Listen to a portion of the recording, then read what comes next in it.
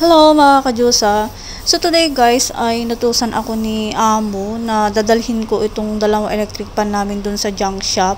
So nagulat ako guys kasi ginagamit pa naman namin ito. So sabi niya i-recycle naman daw doon sa junk shop kaya dun ko dadalhin. So sayang guys kasi dun sa Pilipinas mahal yung mga electric pan, diba? So dito pag ayaw na nila, gusto na nilang palitan, ayan, idadalhin na lang sa junk shop. So, ayan guys, humiram ako ng cart doon sa guard kasi medyo mabigat. So, itutulak ko to papunta doon sa Shamshu po junk shop dito sa Hong Kong. Ganito sila dito sa ibang bansa guys, pag ayaw na nila yung mga appliances or mga gamit nila, tinatapon na lang, ganun, tapos bibili na lang ng bago. Pwede ko naman kunin to guys, kaya lang mabigat ito sa pakargo or pag magpa-box ka, mabigat siya, saka malaki.